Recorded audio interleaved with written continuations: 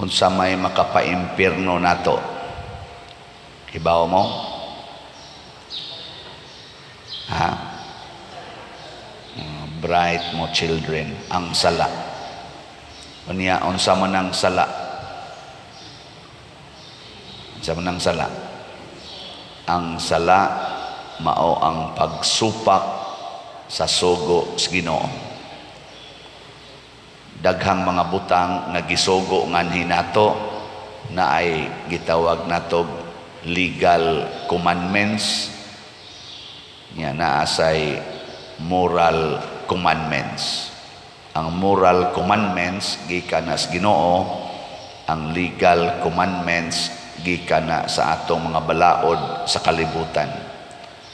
Parihara nag-epekto. Kung supakon nimo ang balaod sa kalibutan, silutan ka. Kung supakon sa nato ang balaod sa Ginoo, silutan ta. So pakada supak mo na ningon ang Ginoo sa atong ebanghelyo karon, dili tanan nagsigig tawag nako Ginoo, Ginoo, makasulod sa gingharian sa langit.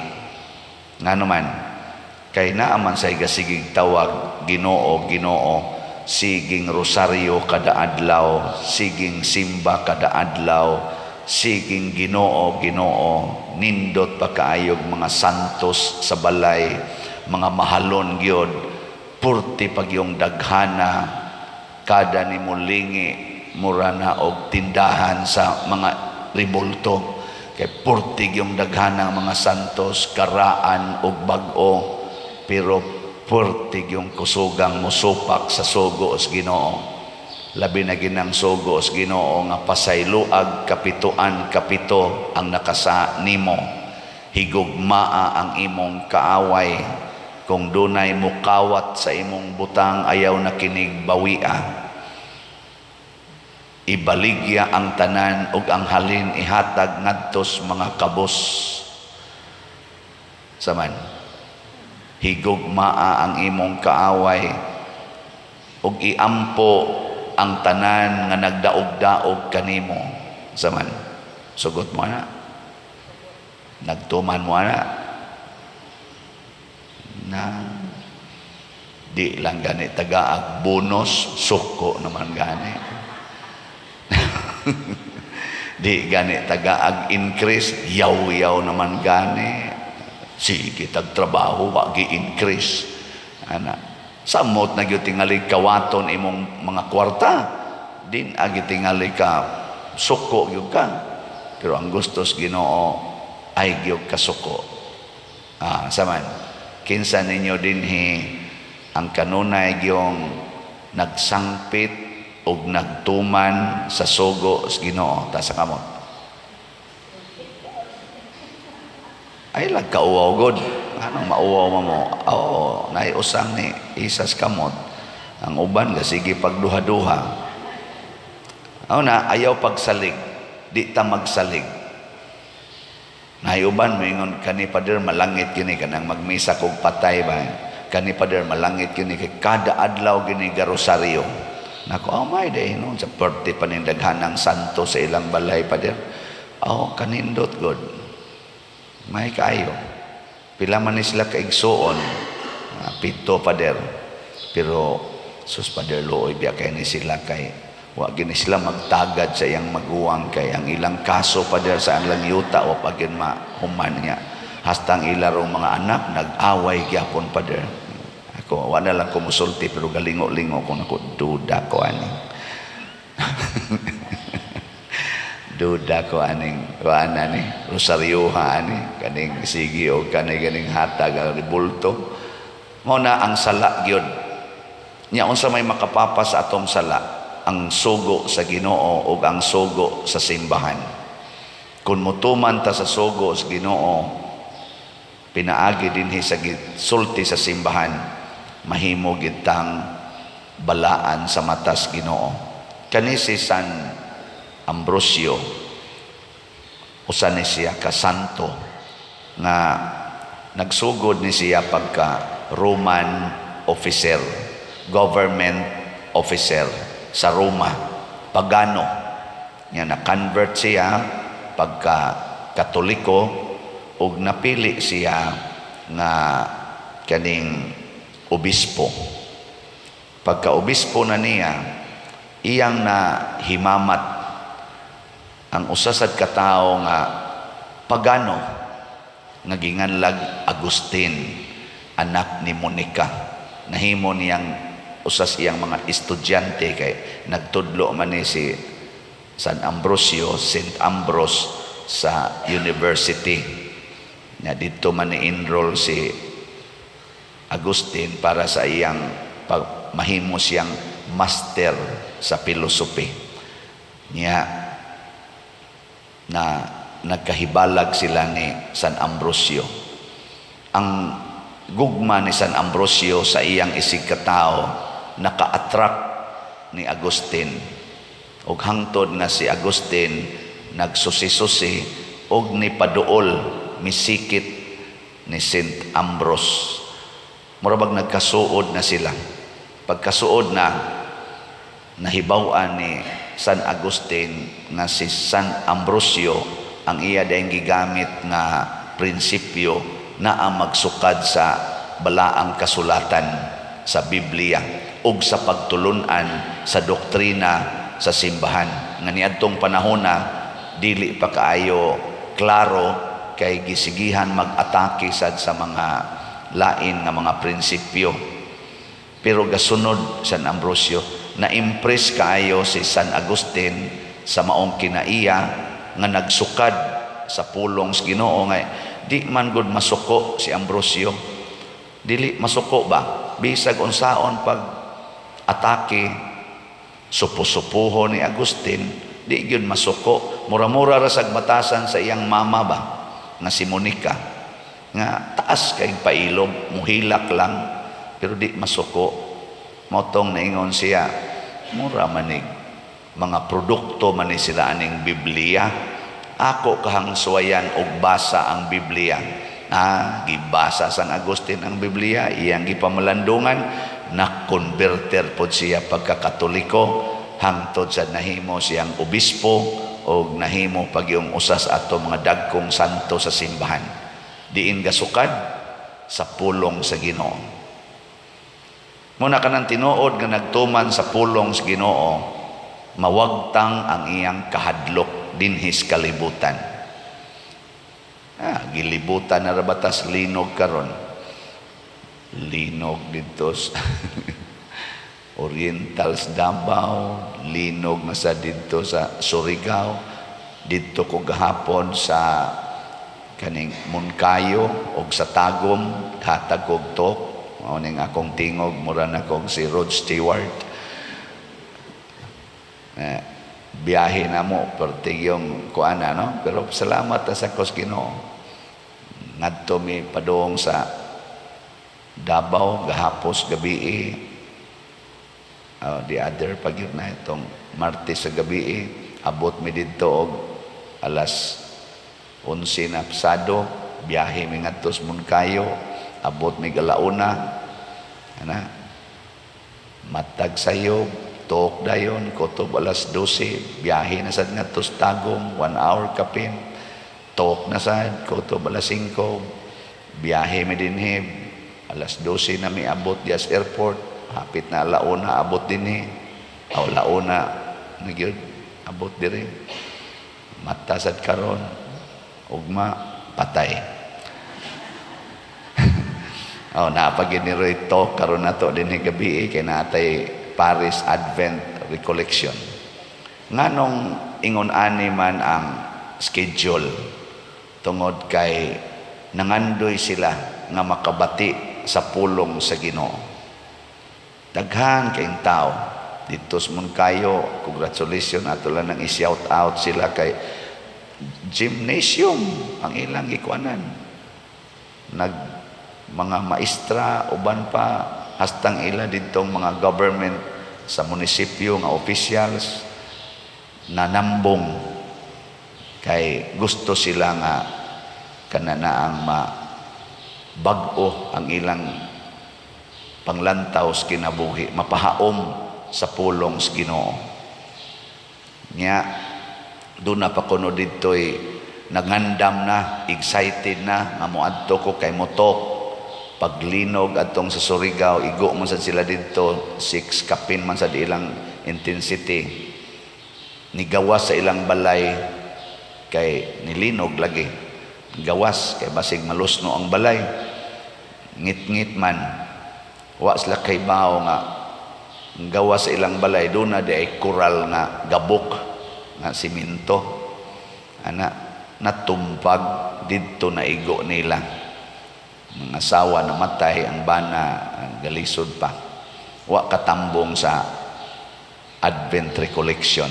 Pero sa inyong paminaw, malangit ka to, katong natumpagan sa kuhan. Excited man kayo siyang mutambong sa Advent Recollection. Sige kuno tong paminaw sa kining atong misa. Kaingon ko, posible gitong malangit, kaya naa may iyang kadasig yun paminaw. Moto nga ingon ana ang kaimportante sa pulong sa Ginoo. Kining mga tawhana nga nag-request ni ining mga Advent Recollection, ato sa diyong adtuon, aron mas mulaw mga atong paminaw, pagsunod sa pulong sa Ginoo. O na karong gabi panunga mo ha, alas 7 mas gabi atong sugod. Di mo manunga niya, sige mo din Ginoo, wagi mo'y kapuslanan. Abitaw sa makatunga lang. Og mauna siya ang gitawag nato og tinuod nga sukaranan sa atong kalig-on, ang pagpaminaw o pagtuman. Kanang magsigig paminaw, magsigig rag hapyod-hapyod ang mga larawan, magsigig rag yun og pangayo ug unsay makaayo nila. Mo ipikto mangyapo na ang pulong sa Ginoo ug ang gahom sa Ginoo, pero tawgo na nato og fanatic. Kana bang kusog kay mo rosaryo tungod kay nangayo nga maayo ang sakit siyang tuhod? Fanatic ang tawag ana. Magrosaryo, musimba kanunay, labi na girunting misa di galyo, hutdon gyud simba ang siyam ka kanang kaadlawon tungod kay nangandoy og usa ka grasya. Fanatic ang tawag ana. Kana bang igo ratang mo pahimos sa grasyas Ginoo, sa gahom sa pulong sa Ginoo, pero dili ta mutuman niini. Fanatic ang tawag ana. Wa nay kapuslanan, dili na makaluwas. Ilingi ay mong tupad na di ka fanatic, di ka magsigirag pangayo, sigig pangayo sa Ginoo. Na ay nidool nako kausa, ingon din siya, Father, kanang pasalamat jud ko sa Ginoo, sige bi akong paminaw sa imong kuan Father nako. Nya pasalamat jud ko sa Ginoo Father, 71 years old nako karon Father. Giabandon ko sa akong bana, 20 pa kapin akong edad, gibinlan pa jud kog 4 ka anak. Sus Father, taluis Ginoo Father, ako jud nang napag-graduate akong tanang anak, karon nangaminyo na sila. Ang ako jud pasalamat sa Ginoo Father, wa jud koy sakit Father, wa jud koy maintenance sangtod karon, normal kaayo ang akong health ko. Hala, kakuan ko din mo, ka-blessed mo, 71 ka. Ako gani 60 na, anak ko'y maintenance. So, lagi, Father, bless kay ko. Mga Father, iampo ko, Father, ha? Iampo ko. Sa magpaampo, man kang kadako na ng blessing mo. Ako'y iampo, kay na ako'y maintenance. Ika di, di man Father, lahi magyud ikaw pari Father nako. Ayaw, kana ganing, ayaw na pagsigpangayo, kay daghan na kay kagrasya, ipaambit na, imo magyapok ko pampuon, ako magani mo na maintenance, ikaw man kay maintenance. Kabantay mo anang batasana. Lahi man Father, lahi jud ikay mo ampo nako. Alkansi ko nimo, sikog ampo, mahilti ka. Unya, ako diri anak ko'y kuan, anak ko'y maintenance. Ako'y iampo. Kana bang way hunong ang atong pagsigig pangayo, pero di ta ka maong mo pa ambit ngadto sa uban. Kana bang hudaw na agud kita din sige tagdawat og mga mamalit og slots. Unsa itong buhaton? Ipaambit na natong hurot ngadto sa atong mga isigkatawo. Ngambot na pa ba ito'y update sa itong slot o pamandiri ang slot? Na slot ya dong? Aw, tala. Di aradi ay wa din siya maminaw siguro. Gikoptan sa atong sakristan, no? Murag naglagot siguro ni siya pare siya ikang paria ka wa jud kay ayo. So ang ato rong halin sa atong sitiyo kay ato maning ipaambit ngadto sa mga gubaog balay niabot na og 53,253 ka slots na apay nahibilin nga 10,747 slots atong pakpakan ang namalit na ini. Salamat kayo. Ako dyan yung i-emphasize ang sitiyo kay mauni atong paagi sa pagpaambit. Pag abot na ko dito sa akong mga talk, dito sa Munkayo o sa Tagum, sige din silang pangatawa, porte mag yung pinikturay, ingon din sila, sus o kaning tanang nagpa-picture pa din o mamalit nig slot hurot na ginaimong slot nako na di mahurot na hapit na magani usa ka oras na nina kong binarog dire kapoy nakaigngisi ang ako dire ngawi ba sigana na sige gyud ako sus nindota pero do naman say namalit gyud naway namalit og slot pero dili kay daghan ako ini mga tawhan mamalit lang ni basta dako agig kanig kuan mo na basig pulong nas Ginoo nga paminaw mo sa misa ni Padre Siano unya tumana sad ang mga pulong nga inyong nabati nga usa na ni ana pamalit mo slot kay di na nato tigomon di gid na nato tigomon dinhi para lang tanay slots kung dili ato ginang ipaambit sa uban nya kinisang para sa atong kumbinto kining SBF DAG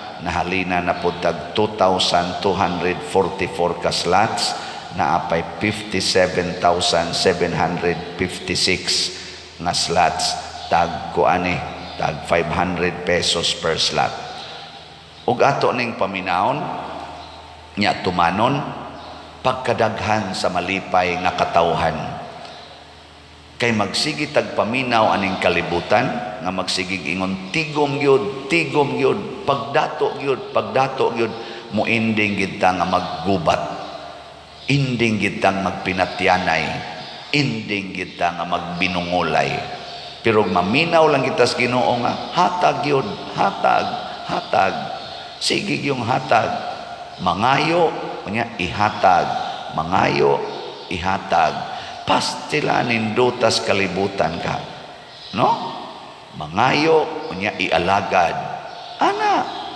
siging pangayo tigom puan aporti ng guwanga ambot nag 94 sige lang yapog pangayo o good health ayaw na kanang imong nahibilin nga mga tuig iampo ang kadtong mga batanon nga maminaw sa unta sila sa pulong sa Ginoo nya ikaw pagpaabot na lang kanos ang imong departure sige na lang pasalamat sa Ginoo kay 90 na gud ka og parte lag idaray gracias edad purti na nang dako ang grasya grasya las good health purti na ginang dako ang grasya imong nadawat ipaambit na iampo na ana sila gani si San Roque 30 pa to edad kapin nya nasakit gigamit maging ilang sakit o kasakit sa pagampo para sa mga katawhan si Saint Teresa of the Child Jesus nasakit og 5 ka tuig no 19 anyos pa to siya nasakit wa man gani mangandoy og kaayuhan giampo man niya ang kaayuhan sa mga tao gigamit niya ang iyang sakit og kasakit para iampo ang mga katawhan ni Ahinooy 80, 70, 90 sige pagyug pangayo kanus aman ka manghatag ni ay dagko kay balay mangandoy pagyud na mulampos untang akong negosyo maka-abroad unta may kapadak-an ko pagyud ni kanus aman na nimo ipaayo ang balay sa imong silingan nga wa na maginay atop wan ang maginay bongbong mabahaan pagyud iniguan kay imong gikural ang ilang agianas tubig sige lang yapo kang ampo diha dagko pa kay ng imong mga ribultos, imong balay, mga mahalon pa kaayo, pero ang imong silingan di gani kakatunol, bisag usa na lang ka plywood. Da nindog na ta.